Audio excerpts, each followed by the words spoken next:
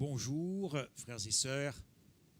Bon sabbat pour ceux qui sont en présentiel avec nous. Alors, nous achevons cet après-midi les conférences sur le cri final, le dernier cri, et nous allons donc prier. Je demanderai à ceux qui sont ici de bien vouloir se lever. Nous allons faire une prière envers le sanctuaire. Notre Père qui est dans les cieux, dans le sanctuaire, dans le lieu très saint, tu nous envoies spécialement le jour du sabbat une double bénédiction. La double manne, une double bénédiction. Que cette bénédiction puisse se répandre sur la race humaine que tu aimes tant. Que nous puissions t'invoquer en ce sens le jour du sabbat, car tu as placé le monde sous la grâce de l'agneau immolé, et afin que chacun puisse trouver sa bénédiction, que ceux qui croient, que ceux qui ne croient pas, car tu es amour.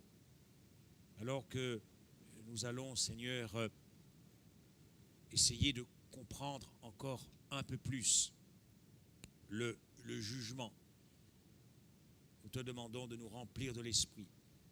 Nous te demandons de nous baptiser de l'Esprit et que nous puissions vivre, Seigneur, dans le temps de ce jugement. En Jésus-Christ, nous t'avons prié. Amen. Bien, la dernière conférence, Jésus, le Christ Jésus et le jugement. Le Christ Jésus et le jugement, joie et paix.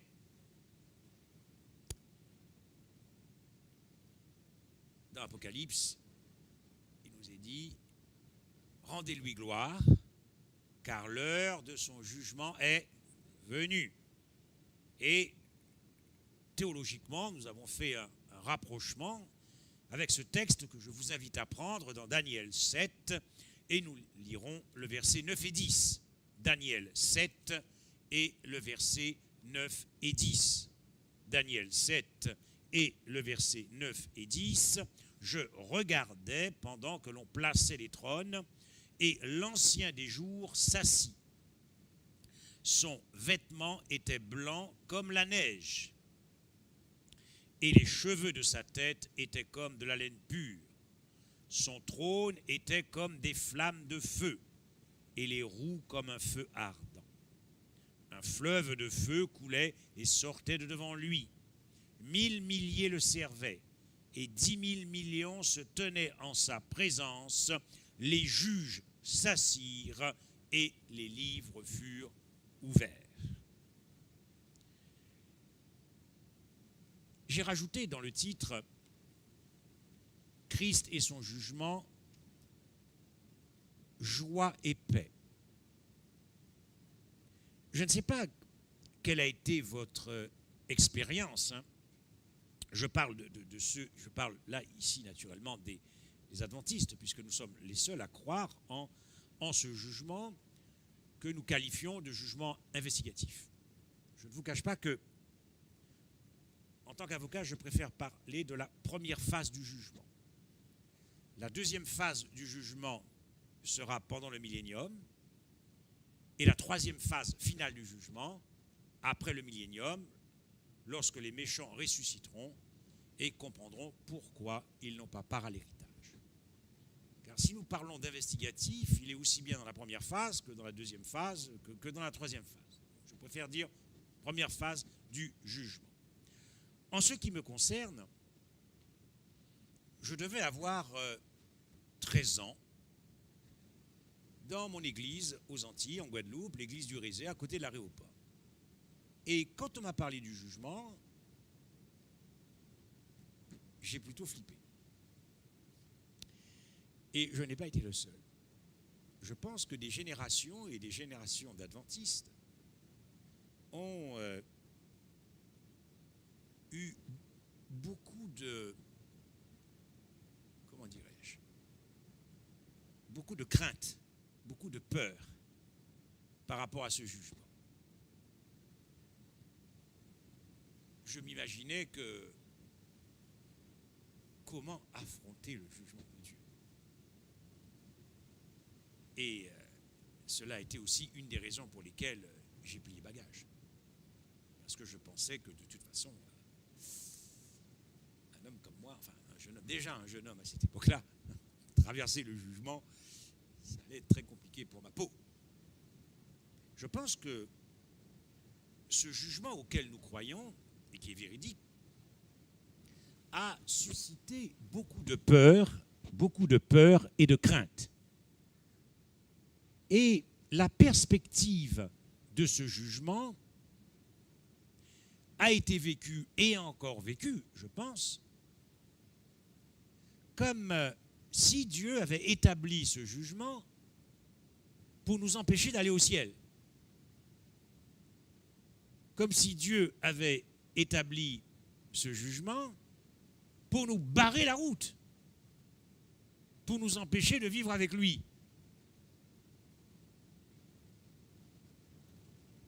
Pour nous décourager,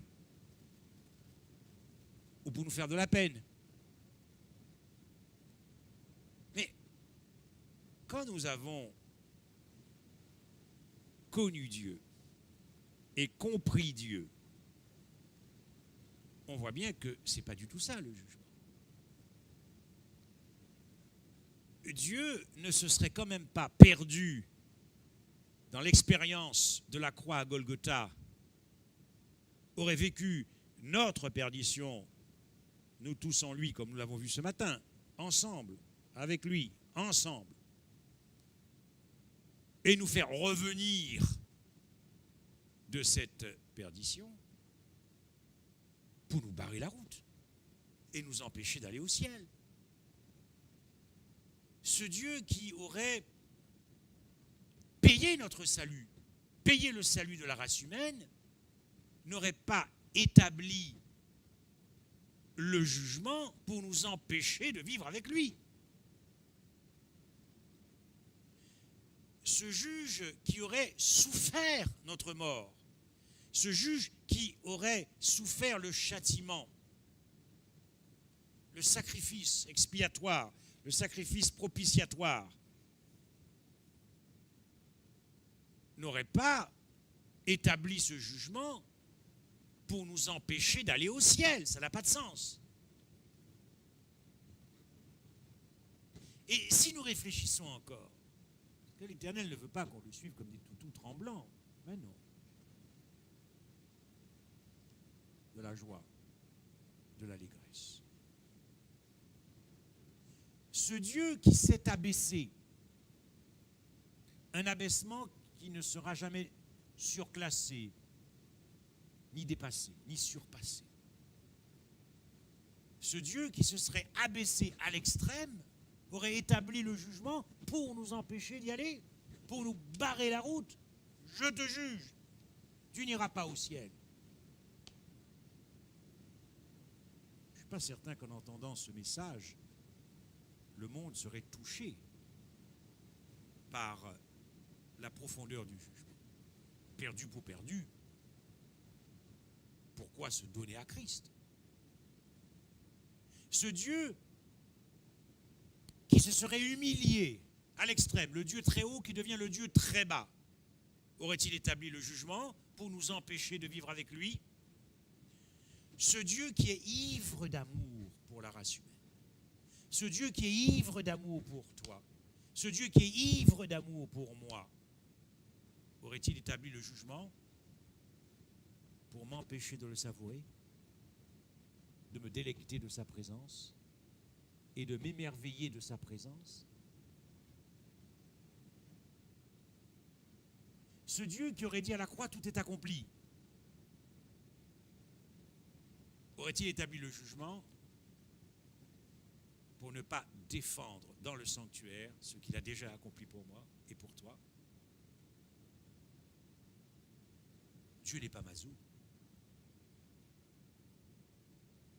L'œuvre du jugement ne détruit pas l'œuvre de la rédemption. Ce Dieu qui est descendu de la terre pour vivre la vie que nous devions vivre pour aller au ciel. Ce Dieu qui a payé la peine que nous devions subir pour aller au ciel. Aurait-il établi le jugement pour nous empêcher de savourer, de le savourer et de se délecter de sa personne durant l'éternité. Ce Dieu qui aurait renoncé dans sa condition d'homme mortel à l'éternité et à l'immortalité pour nous sauver, aurait établi le jugement pour nous empêcher d'y aller. Et pour les croyants que nous sommes, qui plaçons notre foi en Jésus-Christ et qui ne nous impute pas nos péchés, pensez-vous qu'il aurait établi ce jugement? Alors, là où je veux en venir, chers amis, je ne sais pas si vous vous êtes déjà posé cette question. Qui a le plus à perdre dans ce jugement? Qui a le plus à perdre? On pense souvent à ses propres intérêts, d'où la crainte, d'où la peur. Est-ce que je vais y aller? Est-ce que je ne vais pas y aller? Est-ce que mes péchés seront effacés? Ou est-ce que c'est mon nom qui sera effacé? Et je pense à qui là? Je pense à ma peau.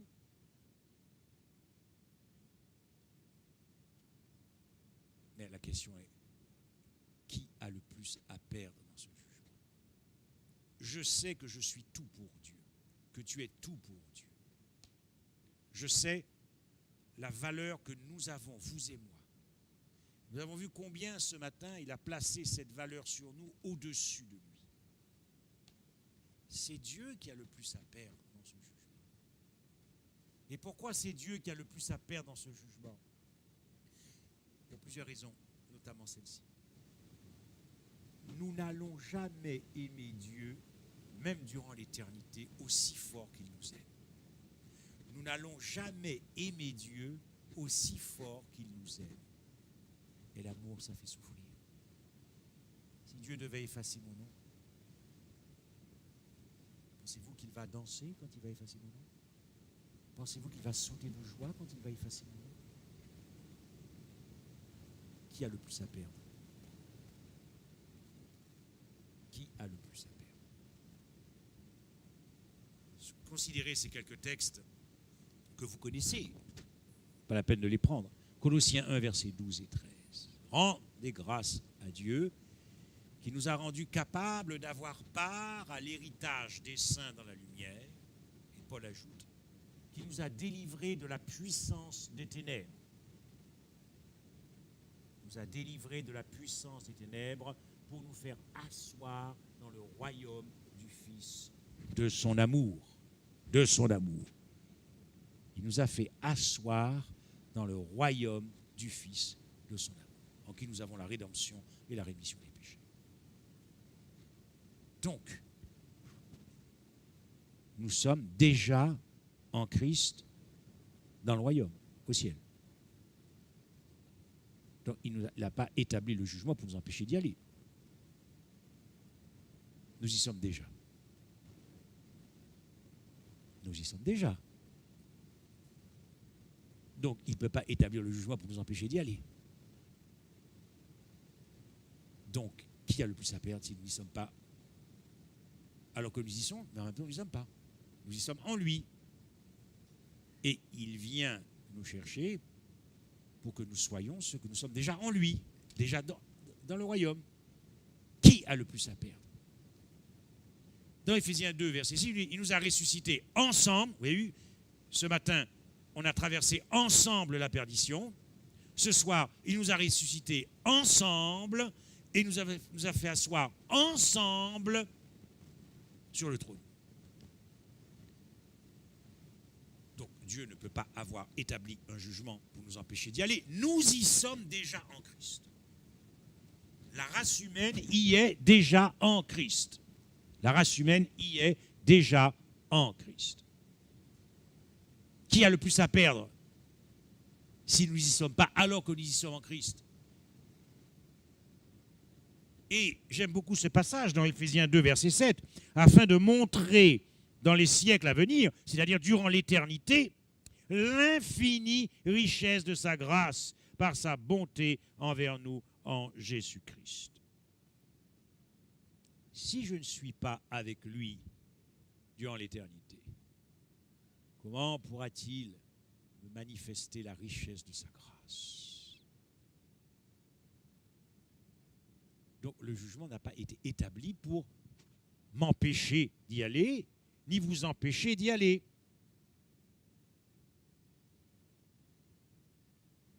Oui, c'est Dieu qui a le plus à perdre du jugement. Voilà pourquoi David, le roi David, se préoccupait non pas de ce qu'il allait devenir dans le jugement, mais de ce que Dieu allait devenir. Vous connaissez le psaume 51, en sorte que tu seras juste dans ta sentence. Yes. Amen. Donc, vous voyez, c'est plus facile, vous et moi, de traverser ce jugement si on se préoccupe de ce que Dieu devient dans ce jugement. Oui, qui a le plus à perdre? Le péché. À qui profite le péché?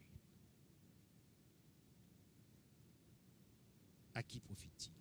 Pas à Dieu, à Lucifer. Si Dieu efface mon nom, c'est Dieu qui a le plus à perdre, puisqu'il a déjà triomphé pour vous et moi. Alors, la question que je vous pose, c'est alors pourquoi ces livres? Pourquoi ces juges? On a l'impression que c'est un jury cosmique, puisqu'il y a 10 000 millions qui se tiennent en sa présence. Les juges, donc le juré, et les livres furent ouverts. Nos livres, mes livres, les vôtres, les livres, dont le livre de l'agneau. Alors pourquoi finalement ce jugement? Nous avons la réponse dans Daniel 7 et le verset 22.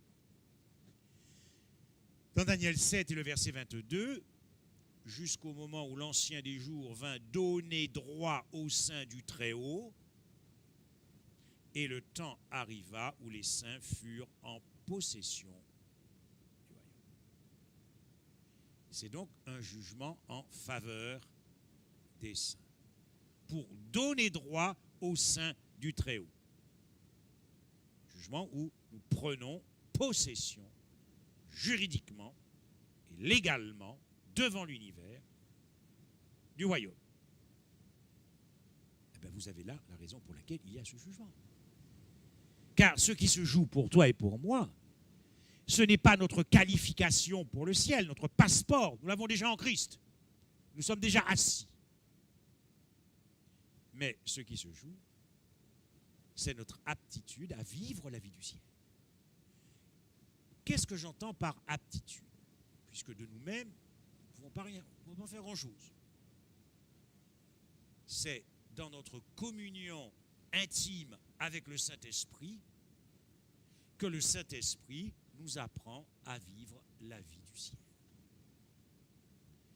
Car, voyez-vous, si nous y sommes déjà en Christ, notre passeport pour le ciel, Christ, notre justice. Nous sommes déjà assis. Dieu nous a déjà transportés dans l'ascension. L'ascension.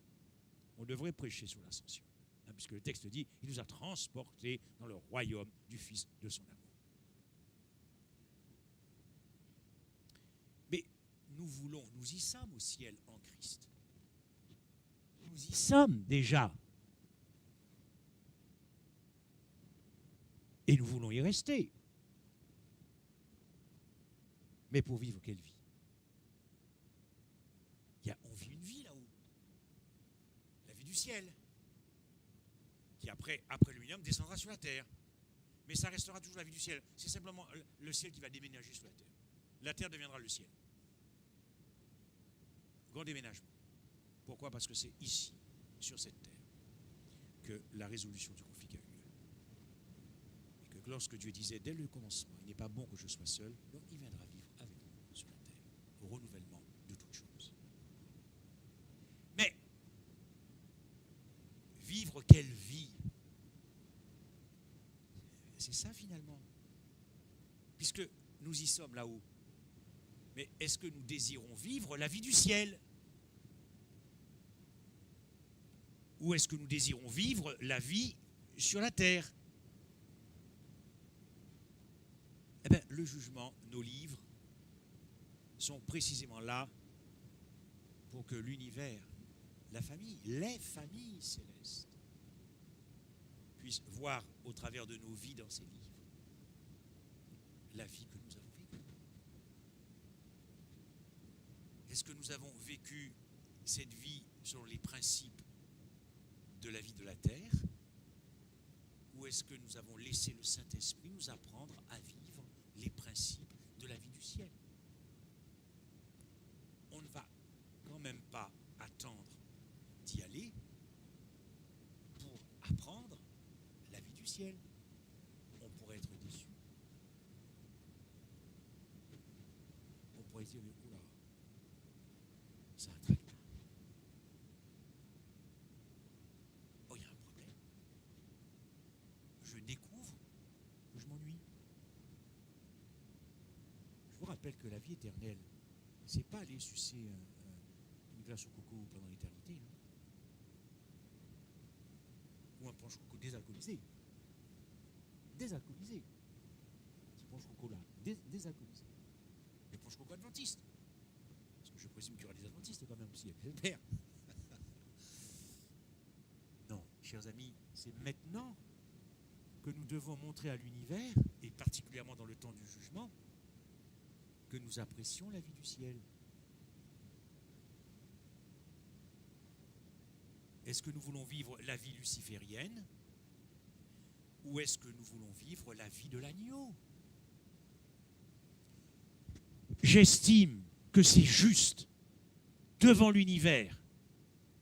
J'estime que c'est juste que les anges et les habitants des autres mondes sont en droit d'attendre que ceux qui sont qualifiés pour le royaume vivent la vie du ciel. Parce que Dieu est tellement bon, parce que vous et moi, nous méritons d'être connus. C'est ça aussi. Les habitants des autres mondes ne nous connaissent pas. Il y a des millions d'anges qui ne nous connaissent pas, à part nos gardes du corps, des deux côtés d'ailleurs. Et nous n'allons pas rentrer par la petite porte. Nous n'allons pas rentrer par la petite porte de service. Nous allons rentrer par la grande porte. Et que vont faire les anges? Ils vont nous applaudir. Pourquoi? Parce qu'ils verront que nous avons vécu la vie du ciel ici. Et que c'est pour ça que nous y sommes.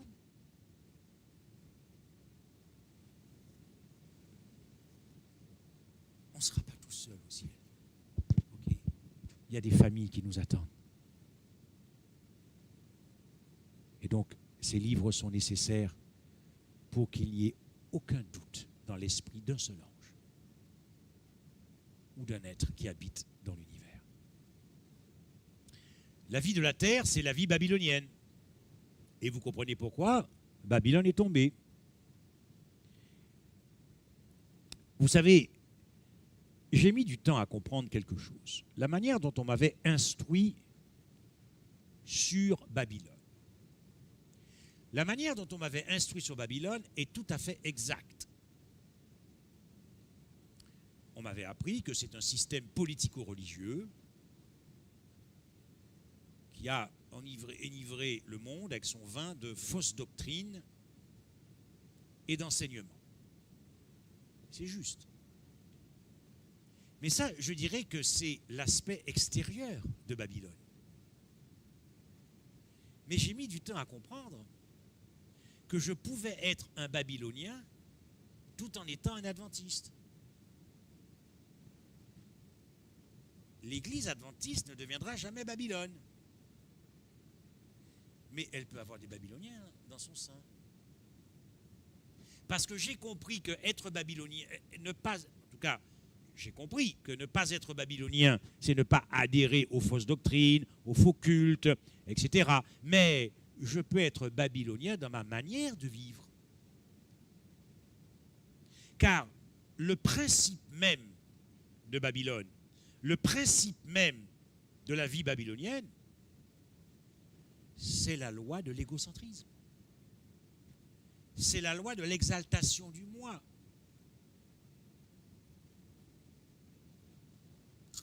Je suis en train de penser à la statue de Daniel 2.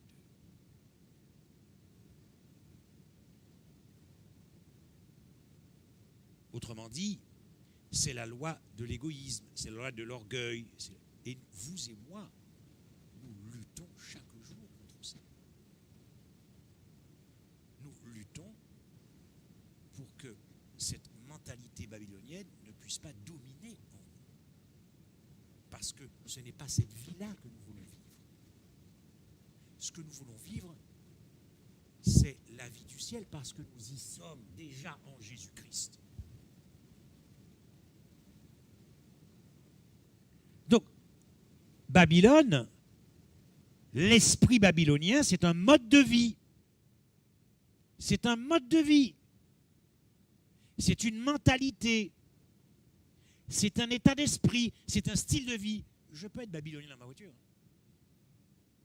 Si celui qui est devant moi, le feu est vert, le type est en train de téléphoner, il est en train de faire des bisous à sa copine qui est dans la voiture, et qu'il n'a pas vu que le feu passait au vert, je peux me mettre à klaxonner comme un luciférien. Je peux descendre de ma voiture comme un luciférien et dire, mec, t'as pas vu que le feu passe au vert? Dépêche-toi. Vous voyez que l'état d'esprit luciférien se cache dans les détails. Pas quand on vient chanter le sabbat matin. Dans les détails. Je suis au supermarché. OK? Bien. Je vois qu'il y a une personne qui est derrière moi, âgée ou pas que ce soit. Je peux lui laisser ma place. Hein. Je peux dire, madame, allez-y. OK? Bon, c'est sûr que s'il y a une queue de 45 personnes, je ne vais pas laisser passer 45 personnes. On est d'accord.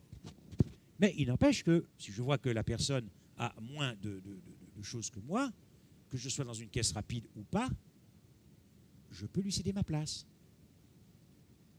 D'accord? Mais je peux aussi ne pas lui céder ma place. Alors que je vois que la personne est plus âgée que moi, elle est pressée, qu'elle est impatiente, etc. Le style de vie, le mode de vie, l'état d'esprit babylonien. Donc, attention à ce que, lorsque nous proclamons que Babylone est tombée et que nous avons à l'esprit l'institution politico-religieuse, institution apostate, mais prenons garde que nous ne sommes pas tombés aussi dans la mentalité babylonienne. Car la vie babylonienne, c'est la vie luciférienne. La vie babylonienne, ce n'est pas la vie de l'agneau. Alors, ce que les anges veulent voir tous les jours, depuis que je me réveille, jusqu'à ce que j'aille me coucher, est-ce que je vais faire trembler les démons quand ils verront que sur la terre, on peut vivre la vie du ciel? Est-ce que vous pensez à ça? Est-ce que vous pensez, ah zut, Frédéric vient de se réveiller? Ça fait sourire. Mais c'est ce qui se passe dans la conférence. Moi, je n'ai pas envie, quand je me réveille, que les démons applaudissent. En disant, on va le faire vivre la vie babylonienne à fond la caisse aujourd'hui. Il peut prier, chanter, louer Dieu, prêcher, tout ce qu'il veut. C'est la vie babylonienne. Non. Ce que je veux, c'est que ce soit les anges qui applaudissent le ciel et que les démons tremblent. C'est ce que les anges veulent voir dans nos livres. La question de notre salut a déjà été réglée.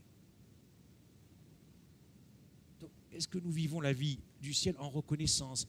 Est-ce que nous aimons cette vie? Est-ce que c'est devenu notre mentalité? Est-ce que c'est devenu notre style de vie, notre mode de vie? Est-ce que nous avons laissé le Saint-Esprit? Est-ce que nous sommes, finalement, comme dit un ami, très profond? Est-ce que Frédéric, est-ce que ton corps est devenu le laboratoire du Saint-Esprit? Est-ce que ton corps... Vous savez, quelquefois, il suffit de changer un mot pour comprendre qu'on s'était habitué avec un mot, et on s'était tellement habitué que ça ne faisait plus rien. Nous avons l'habitude de dire que le corps est le temple du Saint-Esprit. Vous voyez, il suffit de changer et de remplacer temple par laboratoire, et tout de suite, ça donne des profondeurs, des horizons nouveaux. C'est ça, finalement. Est-ce que mon corps est le laboratoire du Saint-Esprit?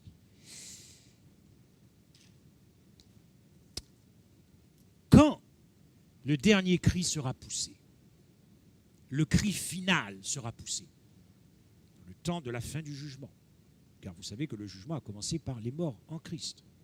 Donc, quand arrivera le jugement des vivants, le dernier cri, le cri final, Babylone sera tombée définitivement, la pluie de l'arrière-saison, tout ça, le scellement, tout ça, ce sont des événements concomitants, inséparables, indissociables. Donc, à ce moment-là, les deux vies vont se dévoiler distinctement. Ceux qui vivront, ceux qui ont déjà appris par le Saint-Esprit à vivre la vie du ciel, iront de vie du ciel en vie du ciel. Et ceux qui se seront réjouis de la vie luciférienne iront de vie luciférienne en vie luciférienne. Le temps viendra où on pourra distinguer de nouveau. On pourra distinguer de nouveau. Au travers des deux épouses. Voilà pourquoi, voici l'heure de son jugement est venue. Autrement formulé, réjouissez-vous, soyons dans l'allégresse, donnons-lui gloire, car les noces de l'agneau sont venues et son épouse s'est préparée. Elle vit la vie du ciel. Elle vit la vie du ciel. Et il y a un autre mariage en préparation. L'épouse du Christ, l'épouse de l'agneau. Et nous avons vu que ça fait 6000 ans que Dieu cherche cette épouse. Mais nous avons aussi l'épouse de Satan. L'épouse de Lucifer, qui est cette fameuse prostituée sur la bête d'Apocalypse 17. C'est son épouse. Il y a deux mariages, deux modes de vie, deux styles de vie, deux états d'esprit, deux mentalités complètement, deux mentalités différentes. Donc, cette vie du ciel sera représentée sur terre par l'épouse, sans tache et sans défaut. Éphésiens 5.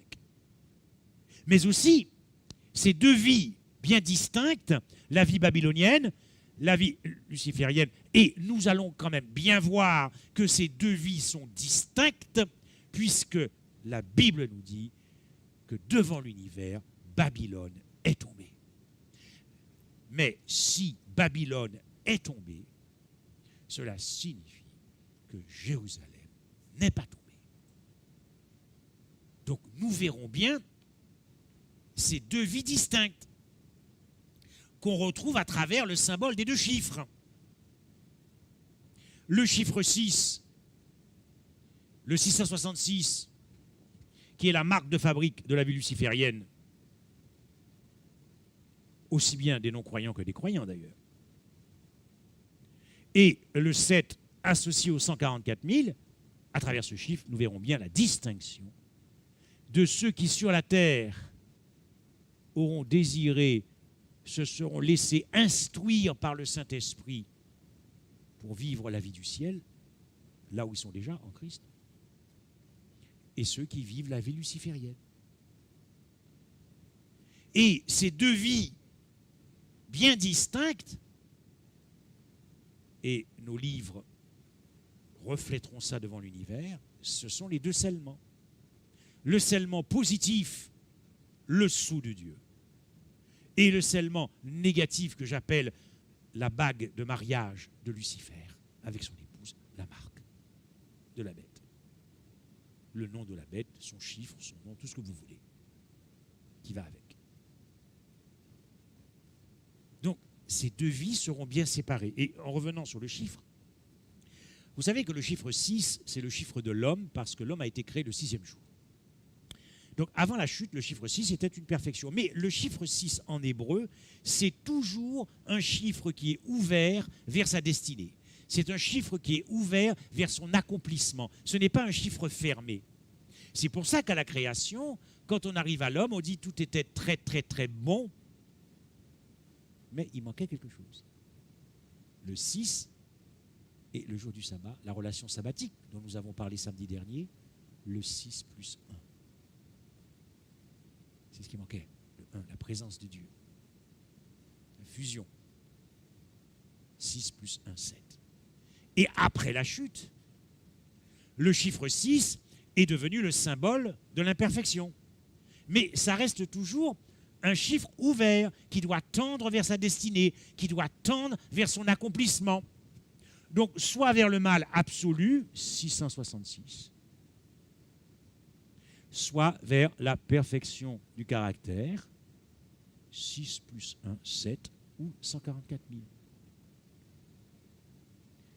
Qu'est-ce que j'entends par la perfection du caractère? Je me contente de 3 passages, jusqu'à ce que nous soyons tous remplis de la plénitude de Dieu, être plein de Dieu, Éphésiens 3, jusqu'à ce que nous devenions, jusqu'à la stature parfaite du Christ, Éphésiens 4, Éphésiens 5, l'Église sans tache, sans ride et glorieux. Voilà. Vous voyez? Donc, je présente ces 3 textes et je dis voilà. Voilà la présentation de l'épouse finale scellée par Dieu. Donc le chiffre 7, ou les 144 000, c'est le chiffre de l'alliance et c'est le chiffre donc de la vie de l'agneau. De la vie de l'agneau. Qu'est-ce que c'est que la vie de l'agneau? Ils auront tellement aimé la vie de l'agneau sur terre.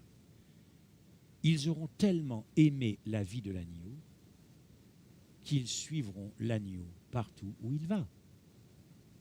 Ce n'est pas au ciel, chers amis, frères et sœurs. Ce n'est pas au ciel que nous allons apprendre la vie du ciel.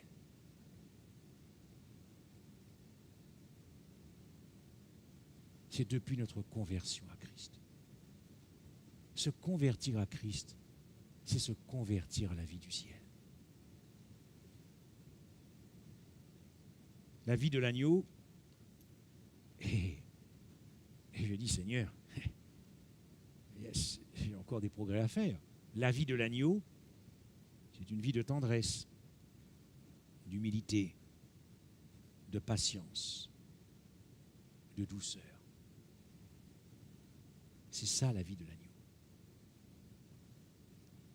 Beaucoup préféreront la vie du dragon ou du serpent ancien. C'est une vie qui est dirigée, on le dit tellement de fois, mais c'est pour vous montrer comment, à la fin, ce sera vraiment l'un des enjeux du conflit cosmique. Parvenir à vivre une vie centrée sur Dieu. Parvenir à vivre une vie ou à ne vivre que pour les autres, ou à n'exister que pour les autres. Et nous voyons déjà combien, dans le mariage, plus les années passent, plus, quelquefois, on se rend compte que finalement, on ne vit plus pour son épouse ou son époux. On vit pour soi. Vous voyez? Et nous allons voir que le jugement, c'est le temps de la victoire. C'est le temps de la délivrance. C'est le temps de la libération. Si le Saint-Esprit a déjà travaillé en nous, alors nous avons commencé déjà à mener cette vie, à vivre que pour les autres, une vie centrée sur les autres.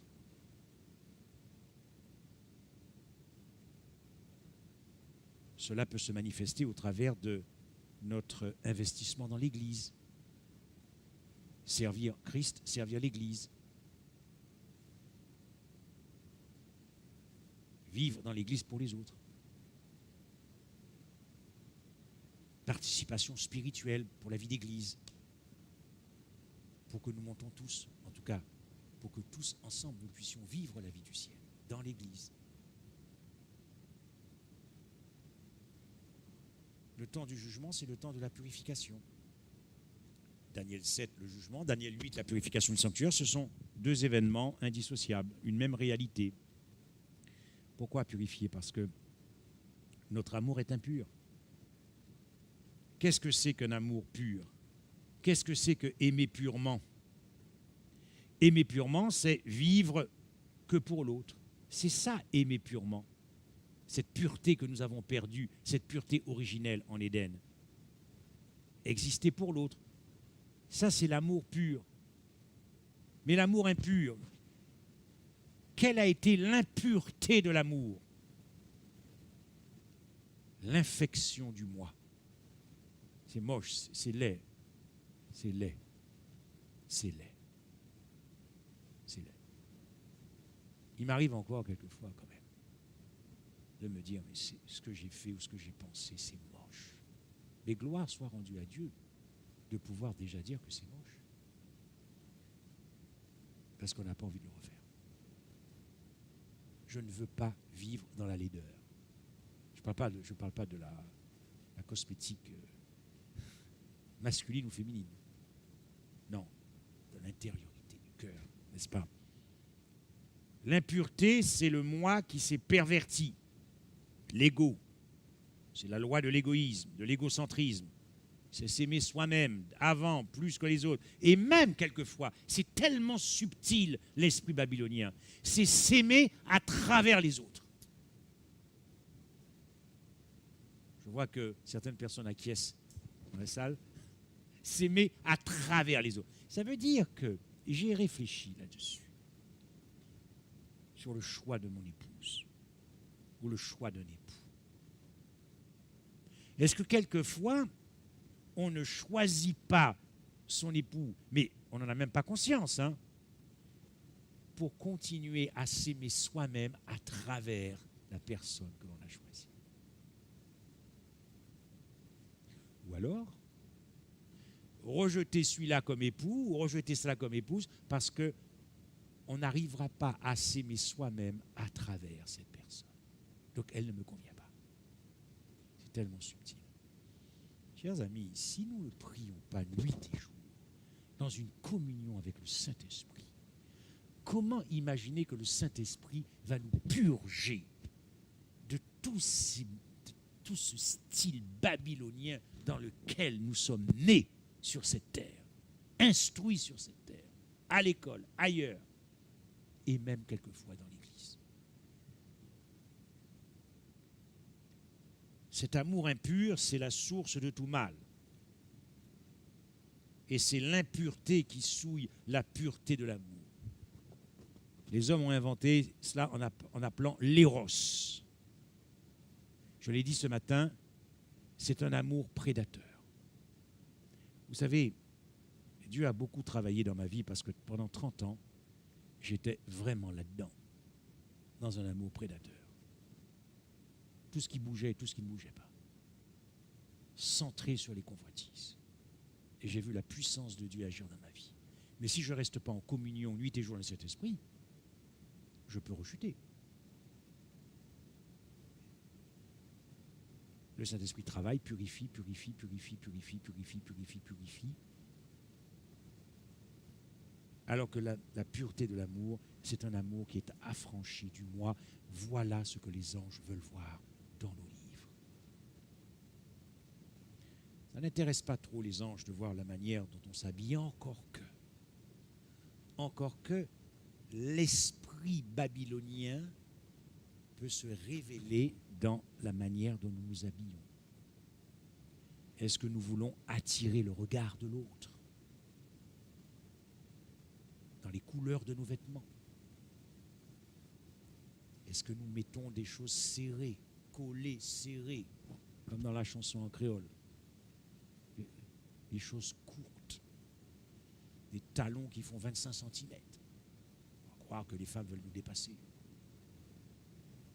Elles peuvent nous dépasser autrement, dans la bonté du cœur, la compassion et la miséricorde. Et pour les hommes aussi. Donc, l'esprit babylonien peut se manifester dans chaque détail de notre existence. Notre manière de parler, notre manière de nous exprimer, dans ce que nous regardons, les images que nous nous autorisons à voir, les paroles sur les radios que nous nous... N'est-ce pas? Et je pense à notre jeunesse, qui doit être submergée de mentalité, de mode de vie babylonienne à travers tout ce qu'ils peuvent voir sur leur portable, et y compris le samedi après-midi dans cette église à l'occasion des programmes. Voilà pourquoi il est dit 2300 soirs et matins. Puis le sanctuaire sera purifié. Vous connaissez ce texte dans Daniel 8. Et j'entendis parler un saint, et un autre saint dit à celui qui parlait, pendant combien de temps s'accomplira la vision sur le perpétuel et sur le péché dévastateur? Daniel 8, 13 et 14. Jusqu'à quand le sanctuaire et l'armée seront-ils foulés? Et il me dit 2300 soirs et matins. Puis le sanctuaire sera purifié, justifié, restauré. Il y a plusieurs sens dans ce passage. Jusqu'à quand le péché dévastateur? Question. Jusqu'à quand l'impureté de l'amour dans nos vies? Donc, dans sa bonté, dans sa miséricorde, dans sa compassion, Dieu a fixé une fin à l'impureté de l'amour dans nos vies. Amen. Qu'est-ce que c'est beau ça? Dieu ne nous laissera pas. Pensez bien que si Dieu, c'est ensemble que nous avons traversé la perdition, c'est en nous, par le Saint-Esprit, qu'il mettra fin à cette impureté. C'est pour ça que nous sommes là. C'est pour ça que nous adorons Dieu. C'est pour ça que nous sommes engagés pour être délivrés. Donc il y aura un temps qui est fixé dans la parole. Un temps pour le vrai. Un temps pour le beau. Un temps pour l'éclat. Un temps pour la beauté. Un temps pour la beauté du cœur. Un temps pour la pureté, c'est-à-dire la sainteté, la pureté de l'amour. Sainteté, pureté de l'amour, ça va ensemble. Il y aura un temps pour l'épouse de l'agneau. Et ce temps de la pureté, c'est une promesse de Dieu. Dieu m'a promis, il vous a promis, de nous purifier des impuretés de notre cœur. Et je le crois. Et je le crois. Qu'il purifiera son peuple des impuretés du cœur. Ce sera le temps du remplissement intérieur de la gloire de Dieu. Le temps du remplissement intérieur de la gloire de Dieu, c'est l'esprit de sacrifice, c'est le renoncement du roi. Mais vous et moi, nous aurons beaucoup à lutter, beaucoup à prier, à mettre les genoux par terre, nuit et jour, et à contempler, comme je l'ai dit ce matin, les splendeurs de la gloire du Christ, pour permettre au Saint-Esprit d'achever son travail. Pour conclure, regardez ce qui est dit dans Daniel 7 et le verset 26. Dans Daniel 7 et le verset 26, il est dit ceci. Puis viendra le jugement, et on lui ôtera sa domination. Dans le contexte, il s'agit de la petite corne. Hein? Donc, le jugement est un jugement de délivrance. C'est un jugement de libération, où par la purification, Dieu mettra fin à cette domination babylonienne intérieure en nous. Si nous désirons continuer à vivre la vie du ciel. Voilà pourquoi l'apôtre Paul dira que le Dieu de paix va écraser sous notre tête, une fois de plus, la mentalité luciférienne, la mentalité babylonienne, va écraser le serpent. C'est-à-dire que ce jugement est un jugement qui va décapiter en nous l'orgueil, qui va décapiter en nous l'égoïsme, qui va décapiter en nous l'égocentrisme, qui va décapiter en nous la vanité. Ah, je dis gloire à Dieu. Dieu va nous rendre beaux. Chers amis, Dieu va nous rendre beaux. Le jugement, c'est l'heure de la délivrance. Le jugement, c'est l'heure de la victoire. parce que Dieu, quand il est écrit que l'heure de son jugement est venue, c'est parce que Dieu est jugé et sera jugé dans la vie de son peuple. Voilà pourquoi c'est lui qui a le plus à perdre. Je voudrais vous laisser avec ce passage de Jean, dans 1 Jean 4, verset 17, où il est dit « Tel il est, tel nous le sommes aussi. » Et c'est en cela que l'amour est parfait en nous. Car la crainte n'est pas dans l'amour. Et l'amour bannit la crainte. Et il ajoute, en ce que nous ayons de l'assurance au jour du jugement. La crainte suppose le châtiment. Et celui qui a craint, celui qui a peur, l'amour n'est pas parfait en lui. Le jugement, chers amis, est en faveur des saints. Le jugement nous est favorable si nous laissons le Saint-Esprit nous apprendre la vie du ciel, puisque nous y sommes déjà. Et le prophète Malachie nous a fait aussi cette promesse, que le nom de Dieu se lèvera sur nous, le soleil de justice, et sa guérison sera sous ses ailes. Amen. Nous allons prier. Je vous invite à vous lever.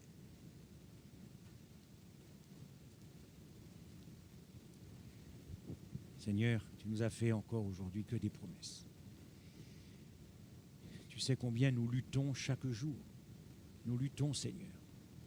Nous luttons contre cette loi du péché. Mais nous luttons, si nous luttons, parce que c'est le Saint-Esprit qui est avec nous.